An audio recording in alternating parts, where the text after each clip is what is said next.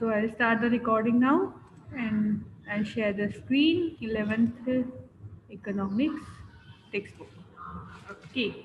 So in the last class we completed about type of market, and in that we completed regional, national, international market. Yes or no? हमने यहाँ तक complete किया था ना? International market तक complete किया था. Yes, ma'am. Okay. So today we are going to be go on the basis of on the basis of quantity. Quantity में आपके है सबसे पहले है आपका होलसेल मार्केट. होलसेल मार्केट आपके आप लोग कभी लाल दरवाज़ा या फिर कालूपुर मार्केट, नॉर्मली आजकल कोई नहीं जाता, बट वहाँ पर ऐसे शॉप्स है जहाँ पर अगर आप बोलोगे ना कि I want a pair of socks, तो वो क्या बोलेंगे, नहीं एक पैर नहीं मिलेंगे, हम एक साथ में 12 पैर अगर आपको चाहिए then we will provide, because we are wholesaler, we are not retailer. मतलब अगर मुझे भिंडी का पैकेट लेना है तो मुझे 100 पैकेट लेने हो तो जाने का, नहीं तो वहाँ पे वो दुकान के ऊपर चढ़ने का ही नहीं. तो वो क्या होते हैं, होल सेलर होते हैं. And this wholesaler they sell in purchase from the producer. ठीक है, एक पूरा चेन होता है. आई वुड से, अब मैं आपको बताती हूँ चेन क्या रहता है. सबसे पहले होता है प्रोड्यूसर. ठीक है, प्रोड्यूसर के नीचे आता है होलसेलर. होलसेलर के नीचे होता है रिटेलर, और रिटेलर के नीचे आते हैं कस्टमर. ये प्रॉपर एक चेन फॉलो होता है मार्केट में. ठीक है, हम इसको ब्रेक भी कर सकते हैं. कैसे ब्रेक कर सकते हैं? जैसे फ्रॉम प्रोड्यूसर डायरेक्टली कस्टमर पे के पास में भी सेल हो सकता है. एक एग्जांपल दो. Can you give me example of producer to customer? Aquaguard, heard about it? Aquaguard is the one who directly from producer they sell it to the customer, है ना. नेक्स्ट इज योर प्रोड्यूसर से wholesaler, wholesaler से retailer, और retailer से customer के example दूँ तो Colgate, है ना. कोलगेट दंत मंजन जो है वो पहले प्रोड्यूसर बनाता है, वो होलसेलर को देता है, होलसेलर रिटेलर को देता है, रिटेलर कस्टमर को देता है. तो अब जब ये चेन बड़ी होती है तो हर जो इंडिविजुअल है, every person in this individual chain will have their own share of profit. वो फिर अपना खुद का एक शेयर प्रॉफिट का लेगा. ठीक है. Sorry students, hello.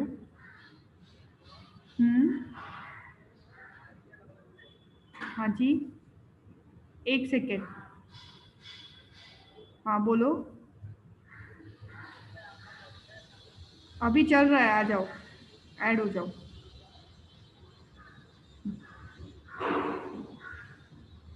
ठीक है. तो there was one student, maybe थोड़ा कंफ्यूजन है. तो प्रोड्यूसर से होलसेलर, होलसेलर से रिटेलर, रिटेलर से वी हैव कस्टमर. ठीक है.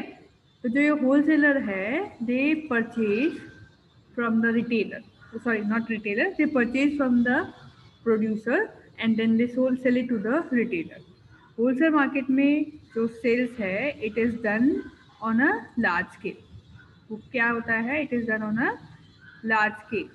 वो लोग लाखों का माल खरीदते हैं, है ना, शायद करोड़ों का. अगर होलसेलर बड़ा है तो he may purchase crores and crores of rupees of you can say finish goods from the producer and he will sell it to the retailer. ठीक है. वो रिटेलर से डील करता है, मतलब ही विल परचेज 1 लाख की क्वांटिटी में लेगा और वो 1000 की क्वांटिटी में ब्रेक करके प्रोवाइड करेगा. एग्जाम्पल जैसे होलसेल ग्रेन मार्केट कालूपुर में ना, यहाँ पे दिया हुआ है होलसेल ग्रेन मार्केट, है ना. वो लोग क्या करते हैं, अगर आप उसको बोलोगे भाई 2 किलो गेहूँ दो तो वो नहीं देंगे. आप बोलोगे भाई 1 कट्टा दो, एक 100 किलो का, 200 किलो का, 500 किलो का, then only you will be allowed to enter that market. ठीक है. उसके बाद next is your retail market. ये जो होलसेल मार्केट में है, normally we don't deal with as a customer. हम लोग होलसेल मार्केट से ज़्यादा डील नहीं करते. We don't deal with the wholesale market. Normally आपके आसपास में जो आपको देखने को मिलता है दैट इज रिटेल मार्केट. ठीक है. ये लोग क्या करते हैं, they provide goods and services to the customer, they are in a direct touch with the customers, वो लोग कस्टमर्स के साथ में डायरेक्ट टच में रहते हैं, ठीक है। They purchase from the in large scale, not as large as the wholesalers stock, but wholesaler से कम उससे लेकर ज़्यादा क्वांटिटी में लेके they will sell it to the customers. Here you customers अगर बोले कि भाई मुझे एक टूथब्रश चाहिए या एक टूथपेस्ट चाहिए, तो he will get it in retail market, but he will might not get in the wholesale market. Clear? Okay. Chalo, let us move on. Any difficulty in wholesale market and retail market? I think ये आपके OCM में भी है. You might have this part in your OCM also. तो मुझे लगता है कि ये बहुत easy है आप लोगों के लिए. So, any difficulty till this point? Dhruv? Any difficulty? No, ma'am. No, ma'am. Okay. No, ma'am. Very good. Now अब थोड़ा सा different part, that is market based on competition. तो कंपटीशन में दो कंपटीशन है, लास्ट चैप्टर में भी हमने देखा था, perfect competition and imperfect competition, है ना।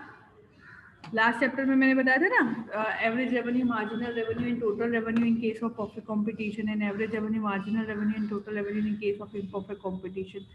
और फिर उसमें आपका है परफेक्ट कंपटीशन क्या होती है कि to increase the sales, to increase the sales when you don't have to decrease the price, that is your perfect competition. Perfect competition के अगर हम थोड़े से कैरेक्टरिस्टिक्स देखें तो in perfect competition we have large number of buyers and sellers, and none of the seller have the you can say holding on the market.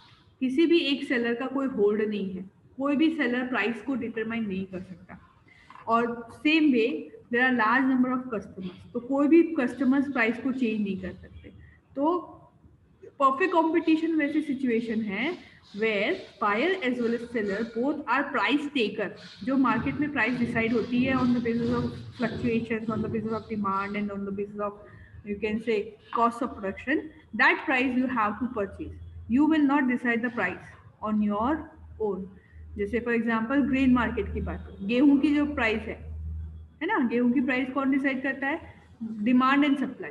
It is not decided by any one merchant as such. अगर एक आदमी बोले कि भाई गेहूं का भाव market में 10,000 का चल रहा है, सॉरी 10,000 ज़्यादा होता है, 2,000 का चल रहा है, और एक मर्चेंट बोले कि भाई मैं उसको 2,200 में बेचना चाहता हूँ, क्योंकि परचेंट तो ज़्यादा ही करना चाहेगा, तो कोई भी उससे परचेज नहीं करेगा। बाजू वाली दुकान 2,000 में दे रहा है, मैं तेरे से क्यों लूँ?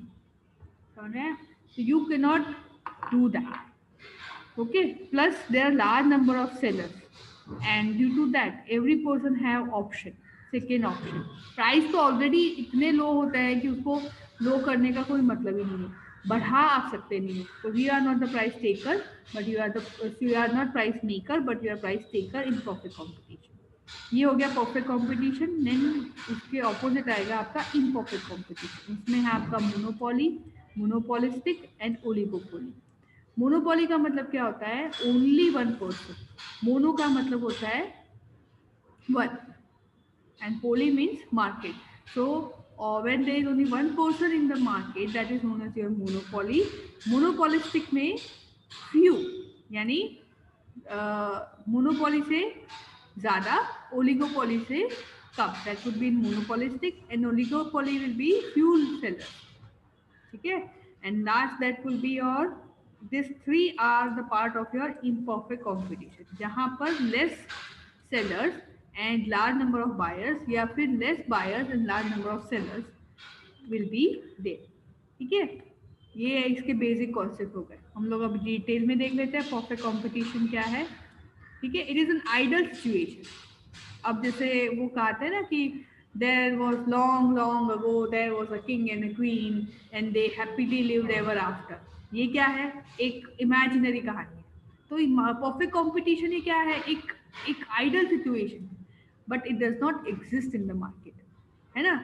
दुनिया में बेकारी ना हो, पॉवर्टी ना हो, अनएम्प्लॉयमेंट ना हो, ऐसा कुछ भी ना हो, सब कुछ सही हो, सबके पास पैसे हो, कोरोना ना हो, ये एक परफेक्ट सिचुएशन है, but it does not exist. So perfect competition is something which is seen only in the books, ये सिर्फ किताबों में देखे जाते हैं, तो it is not possible practical, यहाँ पे दिया है ना, it is not practically possible except agriculture sector, और एग्रीकल्चर सेक्टर में भी हम प्योर नहीं बोल सकते, we can't say it is pure, you can say perfect competition, because there also there are certain areas, जैसे पंजाब का है ना, वो उसका होल्ड रहेगा to decide price of गेहूं के प्राइस, वीट की जो प्राइस है उसमें पंजाब का होल्ड रहेगा, तो यू कांट से कि the whole country is having perfect competition, कहीं ना कहीं किसी एक एरिया का या किसी एक मार्केट का होल्ड कहीं ना कहीं पे देखा जाता है, तो this kind of market is rarely observe, यानी कहने का मतलब ये है कि प्रैक्टिकली पॉसिबल नहीं है, बट एग्रीकल्चर सेक्टर में थोड़ा बहुत हम परफेक्ट कंपटीशन देख सकते हैं,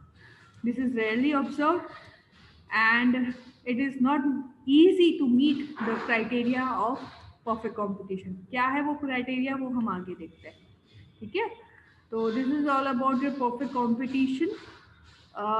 Perfect competition as per Robinson है, it exists where the demand of the product and the supply is totally demand dependent on each other and not on the market forces. If you might have seen, अभी मैंने एक web series आई है, बहुत अच्छी आई है, all of you should watch.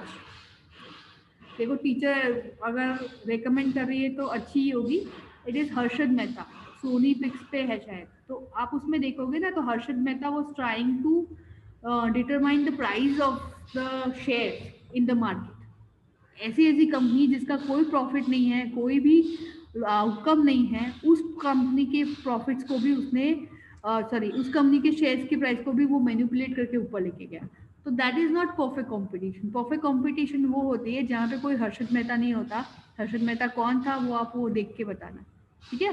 तो जहाँ पे कोई हर्षद मेहता नहीं होता जो प्राइस को कंट्रोल कर सके, दैट इज परफेक्ट कंपटीशन, ठीक है। It totally depend on demand and supply of the product in the market. Second is according to professor Leftwich, वो क्या कह रहे हैं, वो ऐसी सिचुएशन है जहाँ पर सब लोग आइडेंटिकल प्रोडक्ट, अच्छा ये भी एक बहुत इंटरेस्टिंग वो है कि जो हम परफेक्ट कंपटीशन में बेचते हैं ना उसमें कोई डिफरेंस नहीं है। फॉर एग्जांपल आई वुड से, अगर ये माउस है तो ये आप देख सकते हो, it is of DB100 company, ठीक है, या फिर इसके पीछे लिखा होगा डेल, या फिर मेरा जो लैपटॉप है ये डेल का लैपटॉप है, अच्छा डेल का लैपटॉप है और बाजू में एप्पल का लैपटॉप है, आप बिना उसको उसका लोगो नहीं होगा तो भी आप बता दोगे, लुकिंग एट द आउटर उसके एरिया को देख के बता दोगे कि भाई ये डेल का लैपटॉप है और ये एप्पल का है, ठीक है। अगर पढ़ा होगा, यंगस्टर्स बता देते। मोबाइल का अगर सपोज इसमें लोगो भी नहीं होगा तो भी बच्चे बता देंगे कि भाई ये कौन सी कंपनी का मोबाइल है, तो वो क्या है, आइडेंटिकल है, हम उसको देख के दूर से भी बता सकते हैं कि ये कौन सा प्रोडक्ट है। अच्छा, अगर ये तो आइडेंटिकल की बात हो गई, मैं आपको पानी देती हूँ तो आप बता सकते हो कि बिस्लरी का है या है ना नॉर्मल वाटर, कौन सी कंपनी का पानी है आप बता सकते हो विदाउट शोइंग द लोगो। अगर मैं आपको पानी दूँ तो पानी है, तो it is identical, it is not identical kind of identical in nature. गेहूं है तो वो कौन सी कंपनी का गेहूं है कोई फर्क नहीं, तो गेहूं का तो दाना सेम ही होगा, गॉट इट। तो कहने का मतलब ये है कि what I want to say is कि in perfect competition all the products are identical in nature, all the products are identical in nature and not a single firm have influence on any individual, किसी एक individual के ऊपर किसी firm का कोई वो power नहीं होता, they are not the price maker, they are the price taker. Example दे दूँ, गोल्ड की जो अपनी दुकान होती है, अब वो तनिष्क हो या कोई भी कंपनी हो, उनको प्राइस कौन देगा, price will be given at the international level, international level पे गोल्ड की प्राइस डिसाइड होती है, कोई कंपनी वाला कोई Tanishq will not decide the price of gold, ठीक है। आप उसके मेकिंग चार्जेस डिसाइड कर सकते हो लेकिन price of gold is not determined, तो gold market is again example of perfect competition, ठीक है।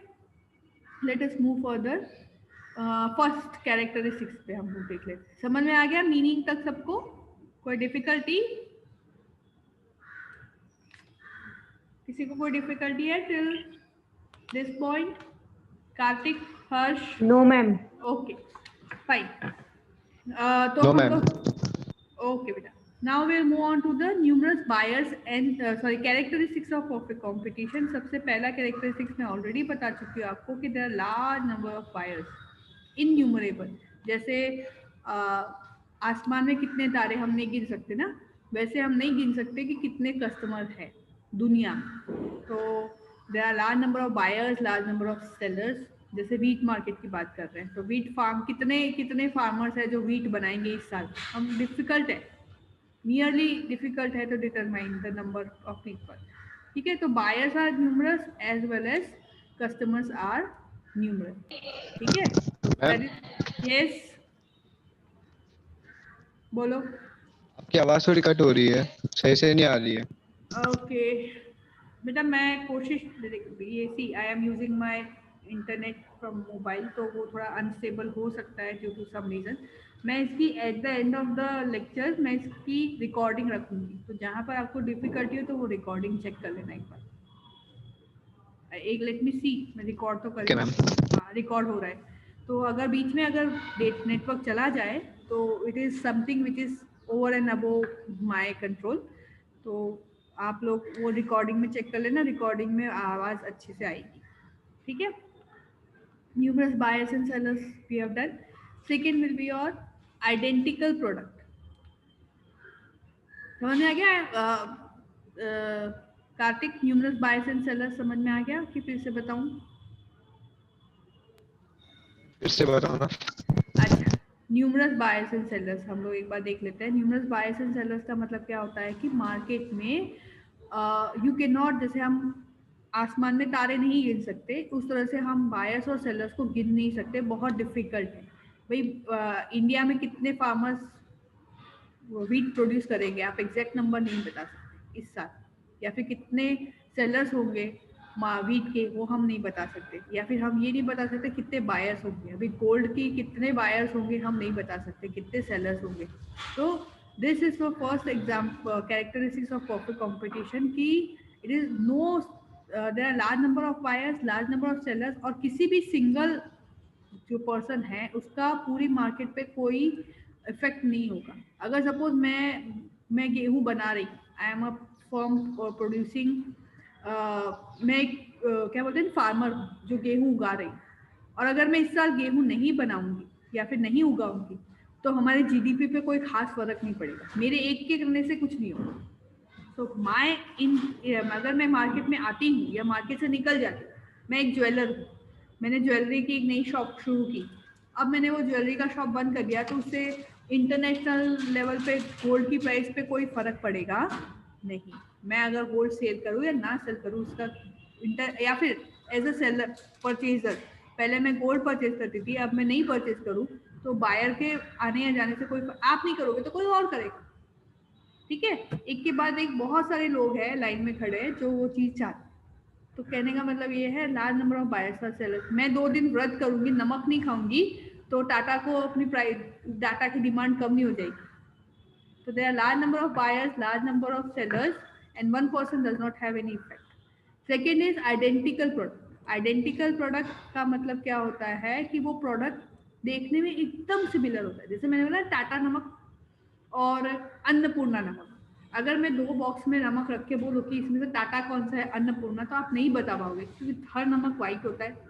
ठीक है, हर नमक का टेस्ट खारा होता है, नमकीन होता है, तो वो डिफिकल्ट है. ठीक है, they are quite identical in nature. तो वो ऐसे प्रोडक्ट्स जो होते हैं they are part of perfect competition. वो उनका फॉर्म, साइज, शेप, कलर, गुड़ है. अब गुड़ कौन सी भी कंपनी का हो, गुड़ तो गुड़ ही रहेगा. ठीक है, गेहूं है तो गेहूं कहीं भी कंपनी का हो तो वो तो गेहूं ही रहेगा. ठीक है, तो नॉर्मली जो मैंने बताया ना कि जो प्रोडक्ट जिसका, और दूसरी बात उसके सब्स्टिट्यूट्स अवेलेबल है, मतलब अगर वो चीज़ नहीं है तो मैं कुछ और ले सकती हूँ. There are also substitutes available for each other. Suppose चीनी नहीं है तो गुड़ से काम चल जाएगा, गुड़ नहीं है तो मिश्री से काम चल जाएगा. ठीक है, कोलगेट नहीं है तो पेप्सोडेंट से काम चल जाएगा, पेप्सोडेंट नहीं है तो, और कोलगेट नहीं है तो तीसरी कोई ब्रांड से चल जाएगा. तो आप एज अ प्रोड्यूसर ऐसा नहीं बोलते सकते कि भाई अगर टाटा नमक वाला, maybe they are the highest, they might be the prominent seller of salt, और अगर वो बोले कि आज हम लोग शॉर्ट बेचना बंद कर देंगे, तो ऐसा नहीं है कि मार्केट में और कोई सेलर ही नहीं है, दूसरा आएगा, वो खुश होकर बेचेगा, बोलेगा अच्छा है चल तू निकल जाएगा तो मेरे को कस्टमर्स मिलेंगे। प्राइस तो सेम ही रहेगा, प्राइस तो शॉर्ट का 12 रुपये या 15 रुपये रहेगा, ठीक है। जो मैटर करता है वो number of customers and producers. अगर एक प्रोड्यूसर जाता है तो किसी को मार्केट को कोई फर्क नहीं पड़ता है, कुछ कस्टमर्स चले जाते हैं तो भी मार्केट को फर्क पड़ता नहीं है, because the products are identical in nature and large number of people are making it. उनका shape, colour, taste, weight, quantity, quality सब सेम। मार्केट में जाती हूँ, अच्छा ये चाय नहीं मिल रही है, XYZ चाय की ब्रांड नहीं है, कोई बात नहीं दूसरी ले लो, चाय तो चाय होती है, ठीक है। तो ये सेकेंड थिंग है, सेकेंड आपका कैरेक्टरिस्टिक्स होगा। थर्ड है फ्री एंट्री एंड एग्जिट। किसी को आने और जाने पे कोई रोक टोक नहीं है। आपको लगता है मुझे बिजनेस करना है तो करो, आपको लगता है कि मुझे नहीं करना है तो मत करो। शेयर मार्केट की बात करती हूँ, शेयर मार्केट में कोई भी आके शेयर परचेज कर सकता है, सेल कर सकता है, फ्री एंट्री है, फ्री एग्जिट है, कोई उसको रोकता नहीं है, ठीक है। Next is perfect knowledge of market. As a seller, I know कि where I will find my potential customers and at what price I should sell it to my customer. As a producer, I know कि भाई as a customer I know कि मैं ये चीज़ कहाँ से लूँगी तो मुझे कितने में, अमेजोन पे 100 रुपये में मिलेगी, फ्लिपकार्ट पे 90 में मिलेगी, और यहाँ मार्केट से लोगे तो 20 रुपये में मिल जाएगी, मुझे सब पता है। No one can cheat me कि भाई प्राइस की भाई नहीं ये तो बहुत अच्छा प्रोडक्ट है, ना ये है ना वो है, कोई मुझे चीट नहीं कर सकता, because I know everything about the product, I know all the you can say prices of in the different places, ठीक है। So that is why you cannot cheat the customers by showing them some false advertisement or anything like this. Next, mobility of factors of production. अब mobility किसकी होगी, factors of production कौन से हैं हमारे, there are 4 factors of production, land, labour, capital and entrepreneur. So entrepreneur, land, labour और capital के जो मोबिलिटी है, physical, professional etcetera, it is quite high. आज मुझे except land I would say capital है, आज मुझे लगा कि दिल्ली में प्रॉफिट हो रहा है तो मैं अपना कैपिटल उठा के दिल्ली में ले जाऊंगी, दिल्ली में लग रहा है प्रॉफिट खत्म हो गया तो मैं दिल्ली से जैसे तिबेटियन मार्केट, अभी दिल्ली में ठंड शुरू हो गई, वो लोग वहाँ पर है, अहमदाबाद में आएगी तो वो यहाँ पर आ जाएंगे, तो I can move my capital, I can move my investment from one place to another place very easily. Labour भी है तो वो कभी दिल्ली चला जाएगा, कभी चेन्नई चला जाएगा, there is no restriction. Mobile, 100% mobility. Entrepreneurs will move shift from one business to another business, so they are quite dynamic and mobile in case of, you can say, perfect competition. Transportation expenses is zero. मतलब जो चीज़ जहाँ बन रही है वो वहीं बिक रही है। जैसे फॉर एग्जांपल मैं बात करूँ कि चाय की दुकान है ना, तो अब चाय की किटली है तो वो चाय बना के मणिनगर में चाय बना के वो शाहीबाग में नहीं लेके आएगा, वो मणिनगर में बनाएगा, मणिनगर में बेच देगा, क्योंकि वो शाहीबाग तक लेके आएगा तो ठंडा हो जाएगा। और दूसरा है कि वो यहाँ तक लेके आएगा तो उसका पेट्रोल का खर्चा लगेगा। चलो चाय की बात नहीं कर रही हूँ मैं, कोई भी चीज़ बना रही हूँ, ठीक है। मटका for example you make a vessel, तो मैंने अगर मिट्टी का एक घड़ा बनाया तो मैं मणिनगर में बना के मणिनगर में भेजूंगी, शाहीबाग में नहीं लेके आऊँगी, क्योंकि शाहीबाग में लेके आऊँगी तो मेरे 10 रुपये लग जाएंगे, तो वो घड़े की प्राइस 100 रुपये की जगह 110 हो जाएगी, और यहाँ पर ऑलरेडी एक घड़े वाला 100 रुपये में बेच रहा है, तो कौन मुझे 110 रुपये देगा। So I will not spend a single penny on transportation. Wherever the product is made, it is sold there only. जहाँ प्रोडक्ट बनता है वहीं पे वो बिक जाता है, ठीक है। तो there is zero transportation expenses. अब आप अगर इसके कैरेक्टरिस्टिक्स को देखें तो आप नहीं बोलोगे कि ये कैरेक्टरिस्टिक्स थोड़े पॉसिबल नहीं है। प्रोडक्ट्स ट्रांसपोर्ट होते हैं ना, you can see the transportation of product, तो रियल लाइफ में ट्रांसपोर्टेशन ऑफ प्रोडक्ट होता है। मोबिलिटी, आज आपके पापा अहमदाबाद में जॉब कर रहे हैं, उनको ऑफर मिले कि भाई आपको दिल्ली चले जाओ, आपको बहुत अच्छी ऑफर है, वो ना बोल देंगे, क्यों बोलेंगे, मेरे बच्चा यहाँ पढ़ रहा है, मेरी फैमिली यहाँ पे, मैं क्यों जाऊँ। तो मोबिलिटी ऑफ फैक्टर और प्रोडक्शन इज नॉट मोबाइल, इतनी फ्लेक्सिबल नहीं है, बहुत सारे फैक्टर्स होते हैं। परफेक्ट नॉलेज ऑफ मार्केट नहीं है, मैं पहली एक वेबसाइट पे जाके देख के ख़त्म कर दूंगी, मैं एक छोटी सी चीज़ के लिए ज़्यादा घूमूंगी नहीं। और many a times we are, हम लोग क्या होता है एडवर्टीजमेंट पे बोलते हैं जो दिखता है वो बिकता है, कई बार हमारा ब्रेन वॉश किया जाता है, हमको ये बोला जाता है कि किंडर जॉय चॉकलेट बहुत अच्छी है, उससे आपको दूध के गुण मिलेंगे, तो एक गिलास दूध पी लो ना, फिर उसके लिए दूध के गुड़ के लिए चॉकलेट भी क्यों खाने की जरूरत है? समझ में आया? तो हम लोग बेवकूफ़ों के जैसे 40 रुपए देते हैं किंडर जॉय के लिए, क्यों? एडवर्टीजमेंट, है ना? तो परफेक्ट नॉलेज कई बार नहीं होता है कस्टमर्स को, वो लोग एडवर्टीजमेंट की वजह से they take wrong decision. One of the worst chocolate is Kinder Joy. साला इतनी सी चॉकलेट आती है और 40 रुपये, मेरे को इतना दुख होता है जब भी लाना होता है तो। नेक्स्ट इज योर, पर बच्चे हैं ना, मानते नहीं है, तुम्हारे जैसे बच्चे भय भय करके रोते हैं। फिर फ्री एंट्री एंड एग्जिट, वो भी नहीं पॉसिबल है। Many times there are certain reason, government restrictions होते हैं कि आप कोई भी बिजनेस शुरू करते हो तो आपको लाइसेंस लेना पड़ता है ना? तो वो सब एंट्री एक्ट में भी गवर्नमेंट रिस्ट्रिक्शन रख सकती है, गवर्नमेंट एग्जिट में भी रिस्ट्रिक्शन रख सकती है। तो और आइडेंटिकल प्रोडक्ट्स भी मुश्किल है, हर हर टूथपेस्ट का टेस्ट अलग होता है। तो ये जितने भी कैरेक्टरिस्टिक्स है, दे, अगर आप इसके कैरेक्टरिस्टिक्स देखो तो ही आप बोल सकते हो कि this is not possible in real life, ये रियल लाइफ में पॉसिबल नहीं है। That is why we can say that perfect competition is not possible in real life. ये सिर्फ किताबों में देखी जाती है और हम इसे पढ़ते हैं, जिससे हम, जब हम कोई चीज़ का परफेक्शन देखेंगे तब हमें पता चलेगा इट इज़ इम्परफेक्ट। एक परफेक्ट भारत कैसा होना चाहिए, मेरे सपनों का भारत कैसा होना चाहिए, उसका हम ऐसे लिखवाते हैं आपसे। तो आपको एक परफेक्शन है जहाँ पर पॉवर्टी ना हो, अनएम्प्लॉयमेंट ना हो, है ना? जहाँ पे सबके पास खाने को, खाना, रोटी, कपड़ा और मकान हो, जहाँ पे अमीर गरीब का भेद ना हो, दैट इज परफेक्ट नेशन। वो पॉसिबल नहीं है, पर उसको देख के हम बोल सकते हैं कि yes, here we are imperfect. हमारे स्टेट कंट्री में करप्शन है, दैट इज इम्परफेक्शन। तो we see perfection first, then we see the imperfection. Perfect समझ में आ गया कि परफेक्ट मार्केट कैसा होना चाहिए? ऐसा होना चाहिए जहाँ पे ट्रांसपोर्टेशन कॉस्ट ना हो, जहाँ पे मोबिलिटी ऑफ फैक्टर्स हो, या फिर जहाँ पे परफेक्ट नॉलेज हो। ये एक परफेक्शन है। And in the next class, because मेरी ऑलरेडी रिंग बज गई है ऑफ टाइम अप, जो अभी हो सकता है, तो we have completed your perfect competition. Next time we will go to imperfection and we'll start with monopoly. So for today your homework is write down what is perfect competition and explain the characteristics of perfect competition.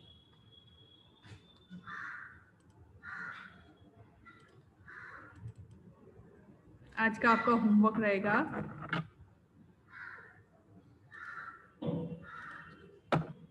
what is perfect competition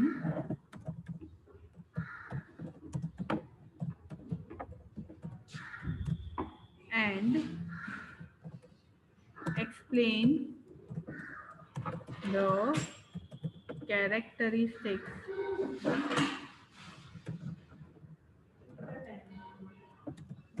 of perfect competition. I hope मैंने spelling सही लिखी है। Explain की spelling गलत है, देखो AIN EX भी होगा, ठीक है? What is perfect competition, explain the characteristics of perfect competition. ये आज का आपका होमवर्क है।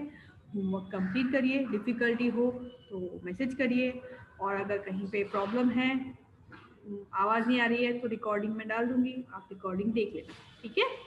So should we end the meeting now? Should we end the meeting now? कोई डिफिकल्टी Yes, नहीं teacher. है? ओके, तो good bye for now students. Bye, ma'am. Okay, good bye बेटा, गुड बाय बेटा, टेक केयर, गुड बाय।